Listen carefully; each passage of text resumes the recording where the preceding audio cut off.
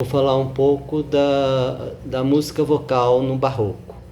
Eu já falei bastante da ópera, vou falar um pouquinho mais, só resumindo que eu falei que a primeira ópera foi Daphne de Peri, 1597, mas a primeira obra de porte que ficou foi Orfeu de Monteverdi.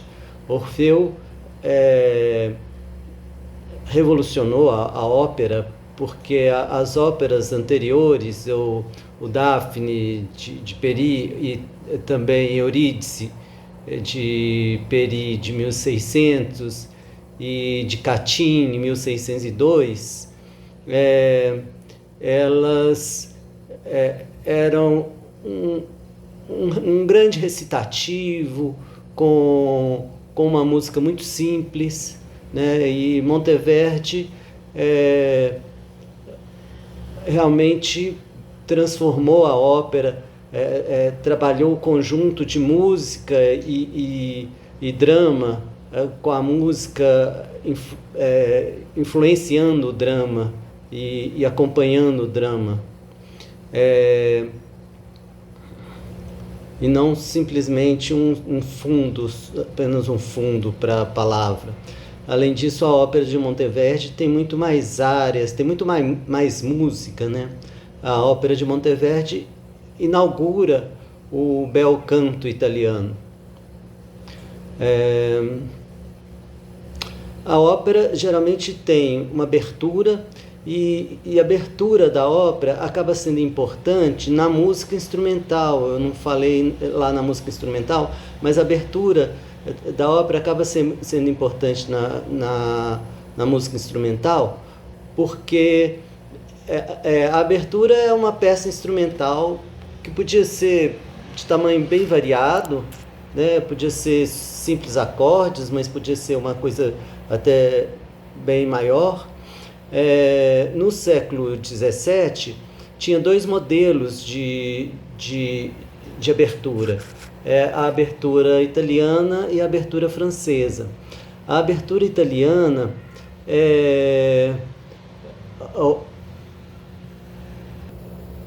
tinha uma seção rápida, uma lenta e uma rápida. E a francesa, ao contrário, começava com uma seção mais lenta, mais solene, vinha uma seção mais rápida e depois uma seção mais lenta. Acontece que essa abertura italiana, rápido, lento, rápido, deu origem aos movimentos da sinfonia, do início do classicismo, que também eram 3 movimentos, rápido, lento e rápido. Então, a ópera geralmente tinha uma abertura, né? Podia ter um prólogo,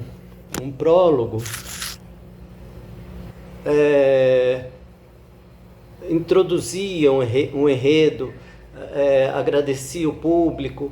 Aí tinha os atos em si, que são as partes da ópera, né? Nos atos tinha os recitativos, que podiam ser recitativo seco, apenas com o baixo contínuo, ou um recitativo acompanhado, que é um recitativo acompanhado pela orquestra. Tinha as áreas, os personagens que realmente cantavam e expunham suas emoções ali do drama, né? Às vezes as áreas tinham duos ou trios, né? Não só solistas. Tinha também trechos com coros, né?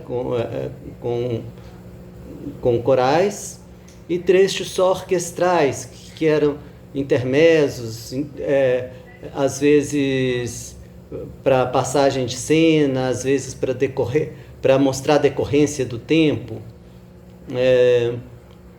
Então tinha também trechos instrumentais. Então a ópera ela se iniciou na Itália, mas ela se difundiu por toda a Europa. A França adotou a ópera e introduziu algumas diferenças, como por exemplo, um gosto maior pelos balés dentro da ópera.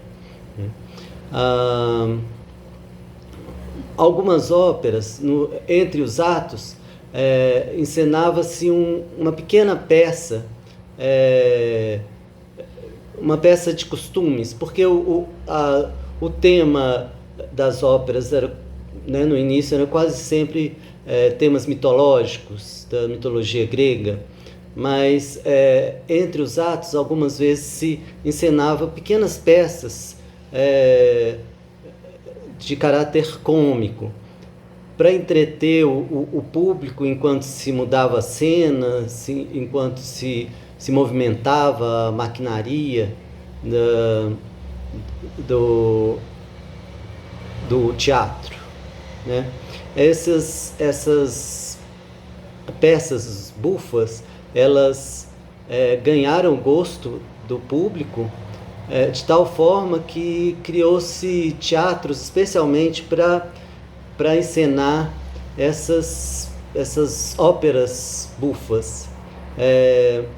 Um compositor muito famoso de óperas bufas é Giovanni Battista Pergolesi. E uma ópera que ficou até famosa é La Serva Padrona. Vou colocar um trechinho dela aí. A ópera no século XVII está mais ou menos como o cinema no século XX, com grandes estreias, com turnês pela Europa toda, com muita expectativa quanto a novas óperas de determinados compositores, com alguns cantores muito famosos, considerados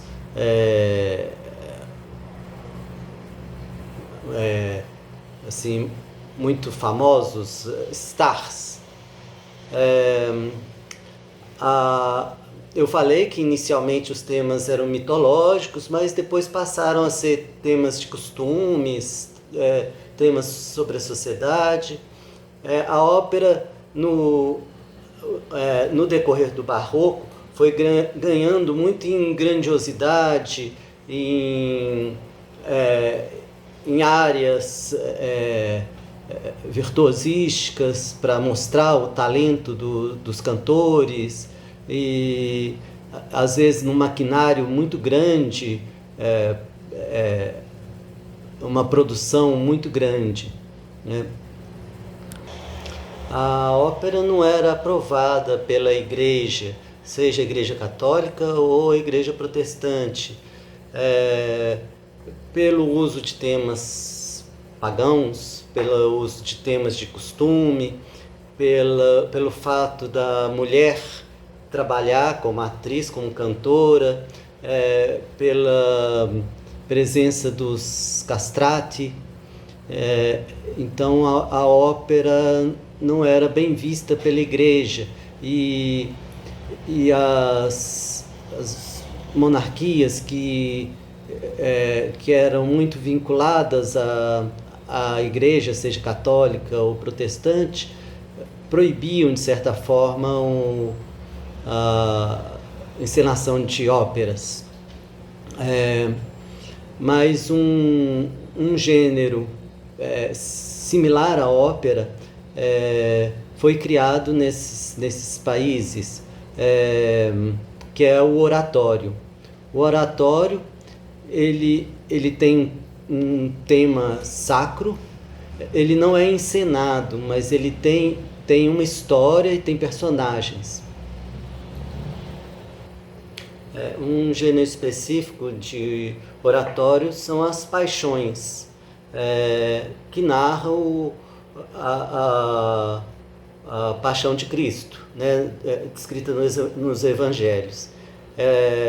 As paixões têm sempre a figura do narrador, que é o evangelista, né, Mateus, Marcos, Lucas ou João. Um outro gênero são as cantatas. A cantata, o termo cantata vem em oposição à sonata. Cantata, então, seria uma obra cantada. As cantatas têm um tema, mas não tem um libreto. Geralmente ela inicia com um coral, depois tem áreas, duetos, alguns recitativos e termina também com um coral. Bach escreveu mais de 200 cantatas. Eu vou colocar uma aqui. Além disso, para a igreja protestante continuou-se a se compor hinos, e para a igreja católica foram compostas muitas missas durante o Barroco.